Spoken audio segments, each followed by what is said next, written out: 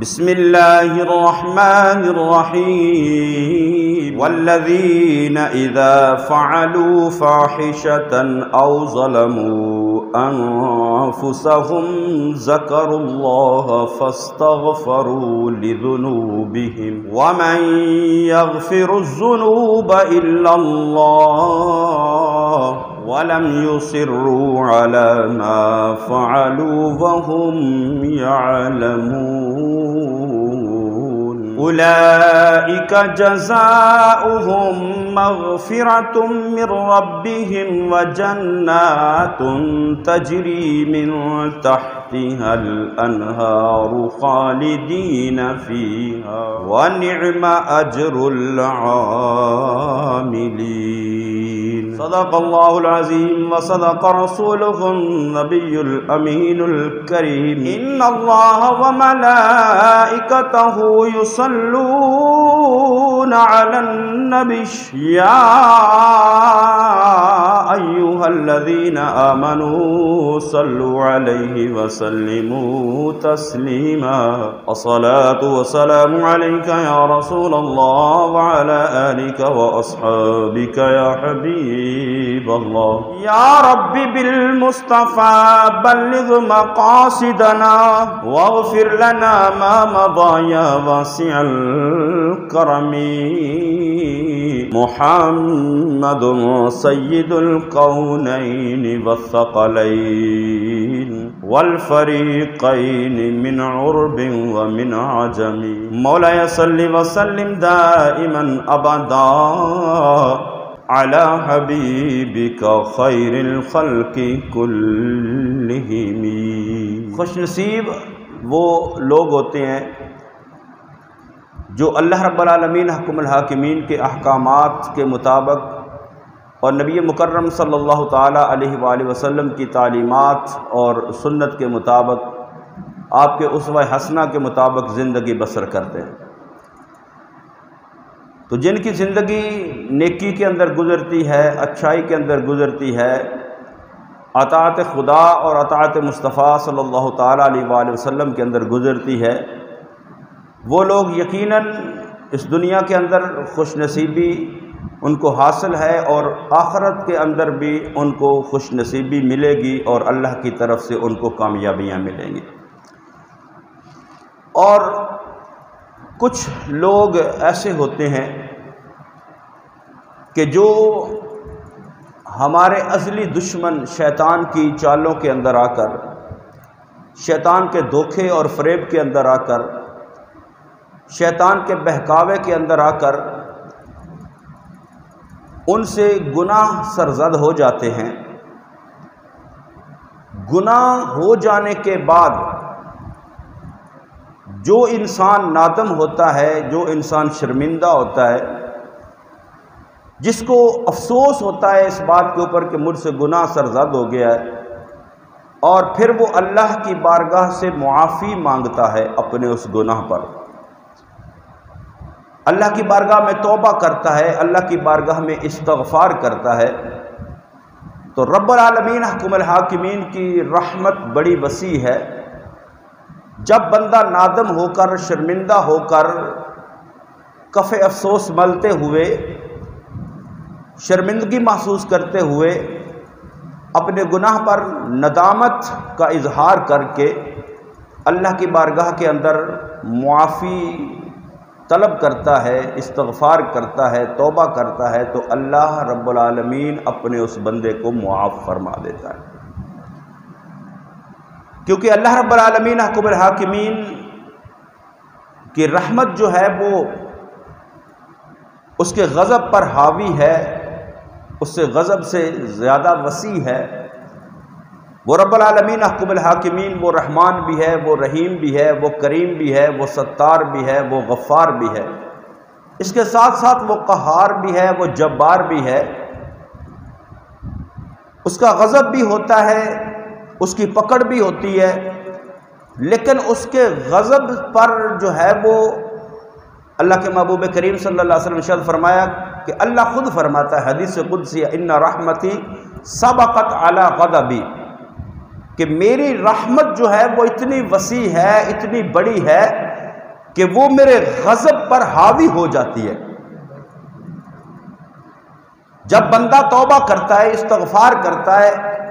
گناہوں کی معافی مانگتا ہے رب کی بارگاہ کے اندر، تو اللہ رب العالمین حکم الحاکمین کی رحمت جو ہے وہ دریا رحمت جوش کے اندر آتا ہے، اور اللہ رب العالمین حکم الحاکمین اپنے اس بندے کو معاف فرما دیتا ہے۔ رحمت دا دریا الہی ہر دم وگدا تیرا، جے ایک قطرہ بخشے مینوں کم بن جاندا میرا۔ اس کی رحمت بڑی وسیع ہے، اس کی رحمت بڑی ہے، وسیع ہے، اس کے غضب پر حاوی ہے۔ تو جو اللہ کی بارگاہ سے اس کی رحمت کا سوال کرتا ہے، اس کی بخشش کا سوال کرتا ہے، اس سے مغفرت کا سوال کرتا ہے، اپنے گناہوں پر نادم ہوتا ہے، توبہ کرتا ہے، استغفار کرتا ہے، گناہ ہو جاتا ہے، شیطان بہکا لیتا ہے، شیطان دھوکہ دے لیتا ہے، دنیا کے دھوکے میں انسان آ جاتا ہے، اور جب اس سے گناہ ہو جاتا ہے اور گناہ پر وہ قائم نہیں رہتا، اللہ سے یہ دعا کرنی چاہیے کہ اگر گناہ ہو جائے تو اللہ ہمیں توبہ کی توفیق عطا فرمائے، کیونکہ جب بندہ گناہ کرتا ہے، توبہ نہیں کرتا، تو نبی کریم صلی اللہ تعالیٰ علیہ وآلہ وسلم کی حدیث مبارکہ نے فرمایا بندہ ایک گناہ کرتا ہے تو اس کے دل پر ایک سیاہ نقطہ لگا دیا جاتا ہے، اگر تو اس نے توبہ کرنی وہ نقطہ مٹا دیا جائے گا، لیکن اگر اس نے توبہ نہیں کی، پھر گناہ کیا، پھر ایک اور نقطہ لگ گیا سیاہ رنگ کا، پھر گناہ کیا، پھر اور نقطہ لگ گیا، آقا نے فرمایا حتیٰ کہ کرتے کرتے پھر وہ اتنے گناہ کے اندر مگن ہو جاتا ہے کہ اس کا دل پھر سیاہ ہو جاتا ہے، پھر اس کو گناہ نہیں لگتا، وہ گناہ کرتے ہوئے شرمندگی محسوس نہیں کرتا۔ تو گناہ ہو جائے تو یہ دعا کرنی چاہیے کہ اللہ ہمیں توبہ کی توفیق عطا فرمائے۔ آیا مبارکہ سورہ آل عمران کی 135 نمبر آیا مبارکہ آپ احباب کے سامنے تلاوت کی ہے۔ اللہ فرماتا ہے وَالَّذِينَ إِذَا فَعَلُوا فَاحِشَةً أَوْ ظَلَمُوا أَنفُسَهُمْ ذَكَرُوا اللَّهَ فَاسْتَغْفَرُوا لِذُنُوبِهِمْ۔ اللہ فرماتا ہے جب کسی سے کوئی بے حیائی کا کام ہو جائے یا وہ اپنی جانوں پر ظلم کر لے، ظلموا انفسہم یعنی گناہ کر لے، گناہ کے اندر پڑ جائے، اس سے گناہ سرزد ہو جائے، تو فرمایا ذکر اللہ، وہ اللہ کا ذکر کرے، اللہ کو یاد کرے، فاستغفروا لذنوبہم اور اللہ سے اپنے گناہ کی معافی مانگے۔ ومن یغفر الذنوب الا اللہ، کون ہے جو اللہ کے سوا گناہوں کو معاف کرے؟ اور آگے فرمایا کہ وَلَمْ يُصِرُّوا عَلَى مَا فَعَلُوا وَهُمْ يَعْلَمُونَ، فرمایا جو اپنی جانوں پر ظلم کر لے، گناہ کر لے، تو وہ اس پر اڑ نہ جائے، اس پر قائم نہ رہے کہ بس گناہ کر لیا تو میں اب توبہ ہی نہیں کروں گا، میں اللہ سے بارگاہ سے معافی نہیں مانگوں گا، بس گناہ کے بعد گناہ، پھر گناہ کے بعد گناہ۔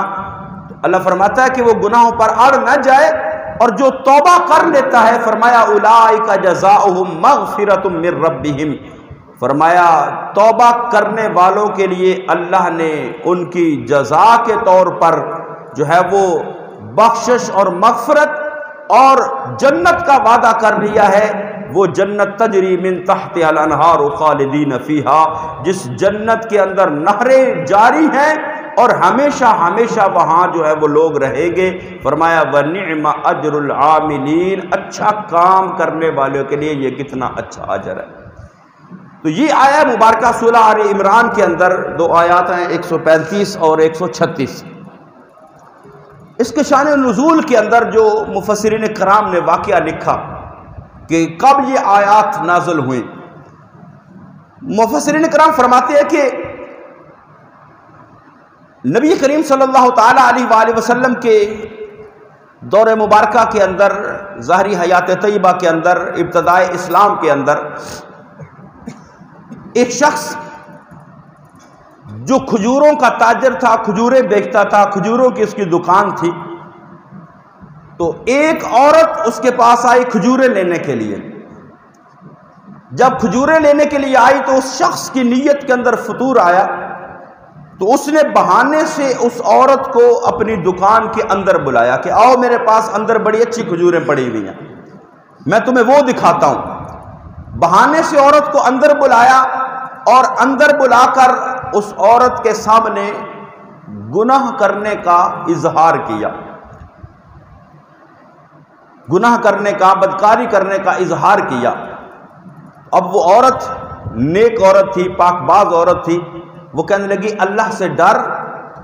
تو کیوں گناہ کے اندر پڑتا ہے اور میری پاک دامنی جو ہے وہ تو اس کو خراب کرتا ہے۔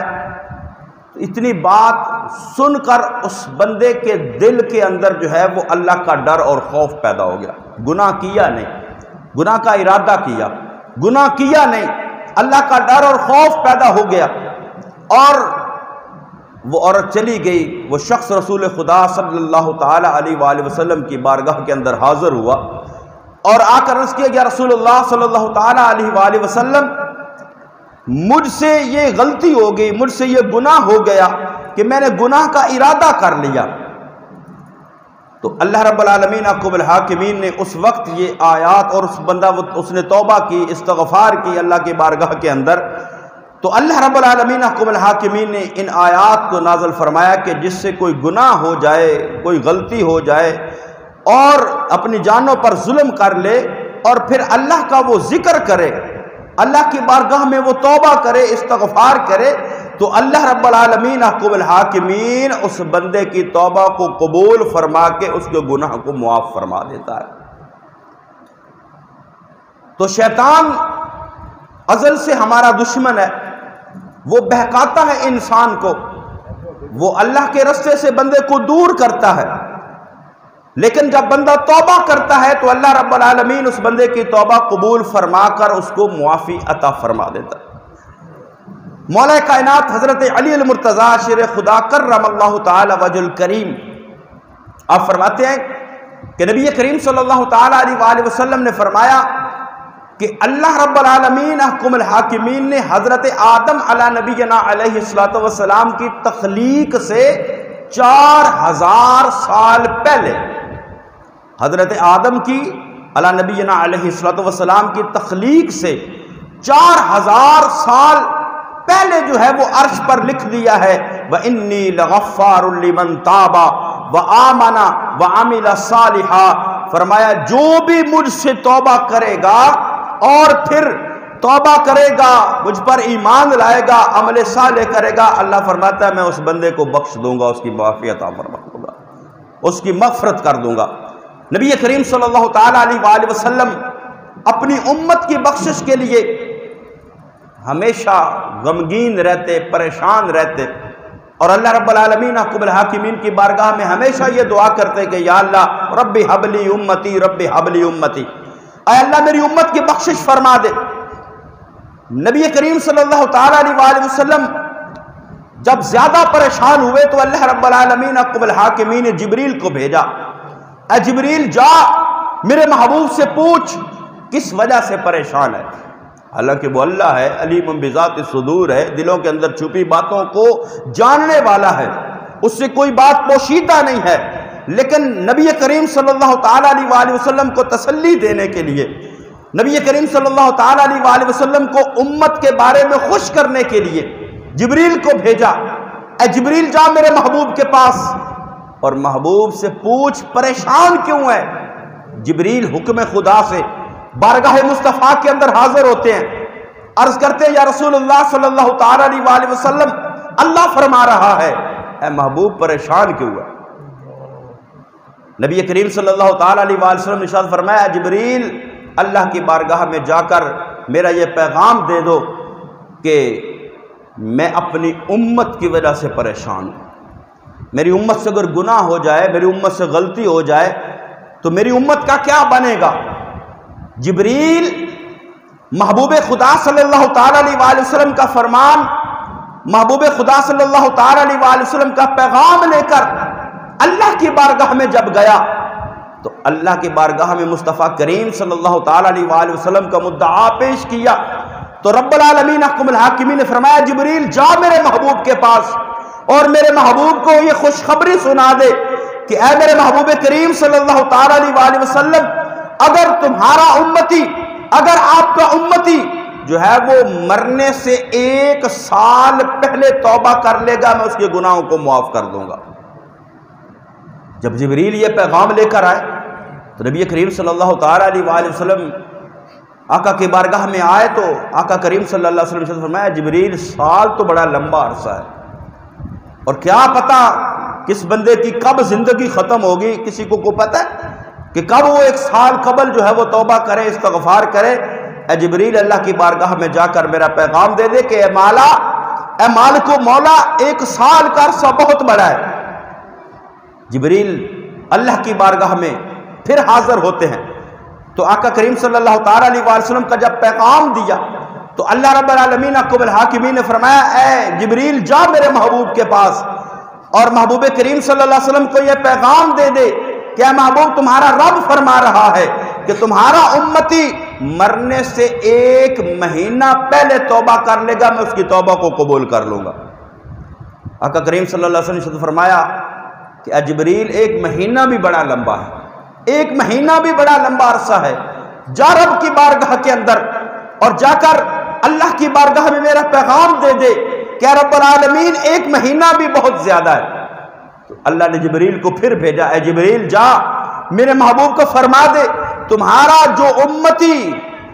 1 دن پہلے مرنے سے 1 دن پہلے بھی توبہ کر لے گا میں اس کی توبہ قبول فرما کر اس کو بخش لوں گا۔ اب 1 دن جو ہے وہ اتنا زیادہ لمبا عرصہ نہیں ہے لیکن ہر انسان جو ہے اس کو پتہ نہیں کب اس کی موت آئے۔ تو نبی کریم صلی اللہ تعالیٰ علیہ وسلم فرمایا جبریل جا واپس اللہ کی بارگاہ میں جا کر یہ پھر پیغام دے دے کہ اے مالک و مولا 1 دن بھی بڑا لمبا عرصہ ہے۔ تو اللہ رب العالمین حکم الحاکمین نے پھر پیغام بھیجا ہے محبوب جو بندہ مرنے سے 1 گھڑی پہلے 1 ساعت پہلے توبہ کر لے گا میں اس کی توبہ بھی قبول کر لوں گا۔ تو اللہ رب العالمین حکم الحاکمین کے محبوب نے جبریل کو فرمایا جبریل جا اللہ کو پیغام دے دے 1 گھڑی بھی بڑا لمبا عرصہ ہے۔ تو اللہ رب العالمین حکم الحاکمین نے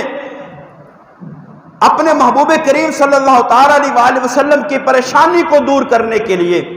جو محبوب کو امت کے بارے میں پریشانی رہتی تھی اس کو دور کرنے کے لیے اور محبوب کریم صلی اللہ تعالیٰ علیہ وآلہ وسلم کی خوشی کے لیے اللہ نے فرمایا جبریل جا میرے محبوب کو یہ پیغام دے دے کہ اے محبوب کریم صلی اللہ تعالیٰ علیہ وآلہ وسلم آپ کا امتی 1 سال نہیں 1 مہینہ نہیں 1 دن نہیں 1 ساتھ یعنی 1 گھڑی بھی نہیں بلکہ آپ کا امتی جس کا سانس اس کے گلے تک آ چکا ہوگا اور اس وقت بھی وہ میری بارگاہ میں توبہ کرے گا اور اگر اس وقت اس کی زبان اس کا ساتھ نہیں بھی دے رہی ہوگی وہ دل میں شرمندہ ہو کر مجھ سے معافی مانگے گا میں تیرے امتی کو اس وقت بھی معاف کر دوں گا، میں اس وقت بھی معاف کر دوں گا کہ جب بندے کی روح نکل چکی ہو۔ جب روح بندے کی نکلتی ہے پاؤں سے نکلنا شروع ہوتی ہے، انگوٹھوں سے پاؤں کے انگوٹھوں سے نکلتی پاؤں سے ٹانگوں سے پھر پورے جسم سے یہاں گلے میں آ کر حلق میں آ کر بعض اوقات جس کو سکرات کہتے ہیں یہاں روح اٹک جاتی ہے، بندے کی موت کا وقت مشکل ہو جاتا ہے۔ تو اللہ نے فرمایا محبوب جب یہاں حلقوم تک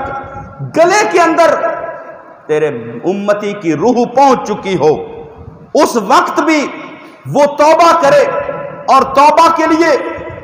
کرنے کے لیے زبان اس کی بند جو ہو چکی ہو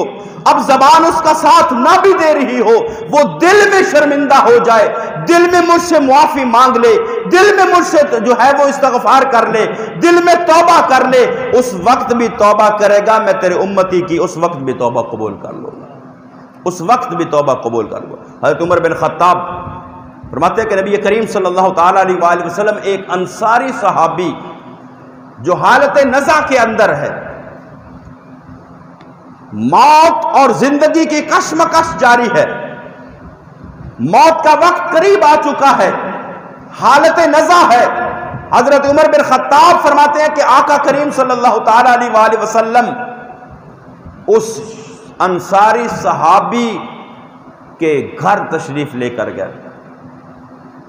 اور جب دیکھا کہ وہ انصاری حالت نزع کے اندر ہے نبی کریم صلی اللہ تعالیٰ علیہ وآلہ وسلم نے فرمایا اے میرے غلام اے میرے صحابی اللہ کی بارگاہ میں توبہ کر. تو اب اس کی حالت نزع سکرات کی کیفیت ہے، زبان حرکت نہیں کر سکی. اس شخص نے، اس انصاری صحابی نے اپنی نگاہوں کو آسمان کی طرف اٹھایا. جب نگاہوں کو آسمان کی طرف اٹھایا تو نبی کریم صلی اللہ تعالی علیہ وآلہ وسلم کے چہرے پر مسکراہٹ آ گئی. میرے محبوب کریم صلی اللہ علیہ وسلم مسکرائے. صحابہ نے عرض کیا یا رسول اللہ صلی اللہ تعالی علیہ وآلہ وسلم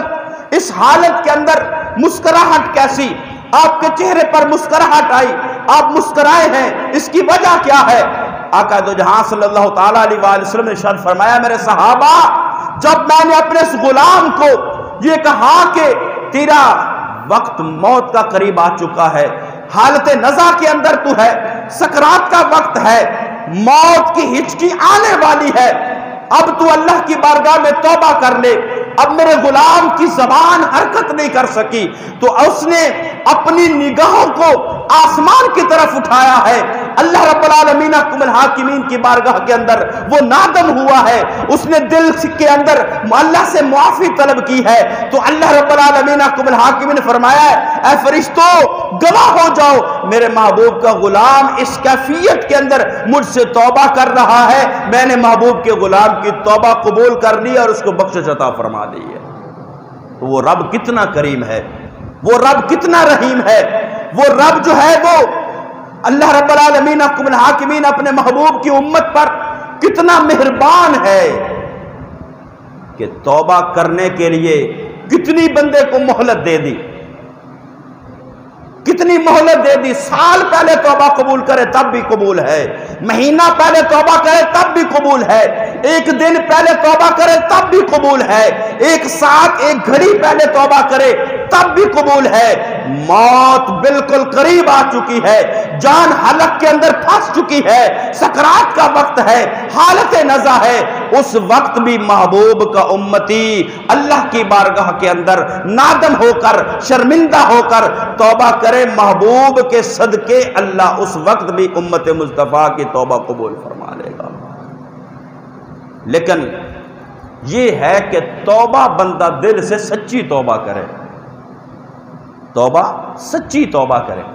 تو سچی توبہ کے جو پہچان، اور یہ نہیں کہ بندہ اب انتظار کرتا رہے کہ اب میرے سے گناہ ہو گیا ہے، غلطی ہو گئی ہے، اب میں انتظار کروں جب موت کا وقت قریب آئے گا تو پھر میں توبہ کر لوں گا. یہ نہیں، اس انتظار میں نہ پڑا رہے. پتہ نہیں اس وقت مہلت ملے یا نہ ملے، اس وقت توفیق ملے یا نہ ملے، کیونکہ توبہ کی توفیق ملنا یہ بھی اللہ کے کرم سے ہے، توبہ کی توفیق ملنا یہ بھی اللہ کے فضل سے ہے، یہ بھی اس کی رحمت سے ہے. وہ جسے چاہے توبہ کی توفیق عطا فرمائے. لیکن کئی ایسے بھی ہوتے ہیں جن کی زندگی گناہوں کے اندر اتنی مگن ہو جاتی ہے، جن کی زندگی گناہوں سے اتنی بھرپور ہو جاتی ہے کہ اللہ ان سے توبہ کی توفیق چھین لیتا ہے. ان کو توبہ کی توفیق نہیں ملتی، ان کی زبان پر توبہ آتی نہیں، ان کی دل کے اندر شرمندگی آتی نہیں. تو جب بھی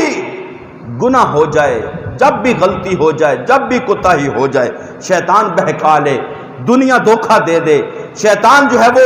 اپنے دھوکے کے اندر بندے کو مبتلا کر لے. کیونکہ اللہ رب العالمین حکم الحاکمین نے جب شیطان کو نکالا جنت سے تو شیطان کہنے لگا میں تیرے بندوں کو گمراہ کروں گا اور اس کوشش میں لگا رہوں گا، اس کوشش میں اتنی دیر تک لگا رہوں گا جب تک ان کے جسموں کے اندر روح موجود رہے گی. شیطان اللہ سے یہ وعدہ کر کے آیا ہوا ہے. جب اللہ نے اس کو جنت سے نکالا، اپنی بارگاہ سے مردود کیا، لعنتی کر کے جو اس کو جنت سے نکال دیا، تو اس نے اپنی عبادتوں کا صلہ جو ہے وہ قیامت تک کی زندگی مانگی. اور اللہ نے فرمایا اتنی زندگی لے کر کیا کرے گا؟ وہ کہنے لگا تیرے بندوں کو گمراہ کروں گا، تیرے بندوں کو تیرے راستے سے ہٹاؤں گا، اور اس کوشش میں تب تک لگا رہوں گا جب تک ان کے جسموں کے اندر روح موجود رہے گی. یعنی موت کے وقت تک شیطان جو ہے وہ انسان کو بہکاتا رہتا ہے. اللہ رب العالمین حکم نے فرمایا لعین، اے مردود، مجھے اپنی عزت و جلال کی قسم ہے، اے ملعون، تو ان کو ہمیشہ گناہ میں مبتلا کرتا رہے گا، اور وہ جب جب مجھ سے توبہ کریں گے میں رب ان کو معاف کرتا جاؤں گا۔ وہ جب جب توبہ کریں گے، وہ جب مجھ سے معافی مانگیں گے، جب مجھ سے بخشش طلب کریں گے، میں ان کی توبہ کو قبول فرما کر ان کو معاف فرما دوں گا۔ تو اس لیے توبہ جو ہے وہ اپنی زندگی کے اندر اگر کوئی گناہ ہو جائے، کوئی غلطی ہو جائے، کوئی کوتاہی ہو جائے، اپنی جان پر ظلم ہو جائے، کوئی برائی کا کام ہو جائے، تو فوراً اللہ کی بارگاہ میں نادم ہو، شرمندہ ہو۔ اور علماء فرماتے ہیں کہ توبہ سچی کی پہچان کیا ہے، کہ جب بندہ توبہ کر لے تو اس کے بعد اس کے اثرات اس پر کیا ہوں۔ وہ فرمایا کہ پہلے تو یہ ہے کہ وہ لا یعنی گفتگو سے بچے، فضول گفتگو نہ کرے، کیونکہ فضول گفتگو بھی گناہ کے زمرے میں آ جاتی ہے۔ فضول گفتگو نہ کرے، کسی کی غیبت نہ کرے، چغل خوری نہ کرے، اور جھوٹ سے اپنے آپ کو بچائے۔ دوسرے نمبر پر وہ اپنے دل میں نہ تو کسی کے متعلق حسد رکھے اور نہ کسی سے دشمنی رکھے۔ تیسرے نمبر پر وہ برے لوگوں سے بچے، اجتناب کرے، کیونکہ بری صحبت بھی بندے کو برائی کے اندر مبتلا کر دیتی ہے۔ چنگیاں دے سنگ رلیاں میرے جھولی پھل پہ، تے بریاں دے سنگ رلیاں میرے اگلے بھی ڈول گئے۔ بندہ جب کسی بری مجلس کے اندر بیٹھتا ہے تو پھر اس کے اثرات اس پر جو ہیں وہ ظاہر ہوتے ہیں۔ اس لیے فرمایا کہ پھر جب توبہ بندہ کر لے تو پھر برے لوگوں سے اجتناب کرے اور ان کی مشابہت اختیار نہ کرے، ان کی سنگت اختیار نہ کرے۔ اور چوتھے نمبر پر وہ اپنے گناہوں پر شرمندہ رہے اور سابقہ گناہوں کی معافی مانگتا رہے، اور اللہ کی اور اللہ کے رسول کی اطاعت کی کوشش کرتا رہے، اور ہمیشہ موت کے لیے تیار رہے۔ جب بندہ اپنی موت کے لیے ہمیشہ تیار رہتا ہے تو پھر اس کے دل میں خوف خدا ہوتا ہے، پھر وہ گناہوں سے بچتا ہے۔ اگر گناہ کوئی ہو بھی جائے تو وہ اللہ سے معافی مانگتا ہے، اور اللہ بڑا کریم ہے، اللہ بڑا مہربان ہے، اللہ بڑا رحیم ہے، اور محبوب کی امت پر تو وہ بہت زیادہ مہربان ہے۔ محبوب کا امتی جب بھی اس کی بارگاہ میں توبہ کرے، جب بھی استغفار کرے، اللہ نے اپنے محبوب سے وعدہ کیا ہوا ہے، اے محبوب تیرا امتی جب بھی توبہ کرے گا میں تیرے امتی کی توبہ قبول فرما لوں گا۔ تو اللہ رب العالمین حکم الحاکمین کی بارگاہ میں دعا ہے کہ اللہ ہمیں گناہوں سے بچنے کی توفیق عطا فرمائے، اور اگر کوئی گناہ سرزد ہو جائے تو اللہ ہمیں توبہ کی توفیق نصیب فرمائے اور ہماری توبہ کو قبول فرمائے۔ آمین۔ وما علیہ الا البلاغ المبین۔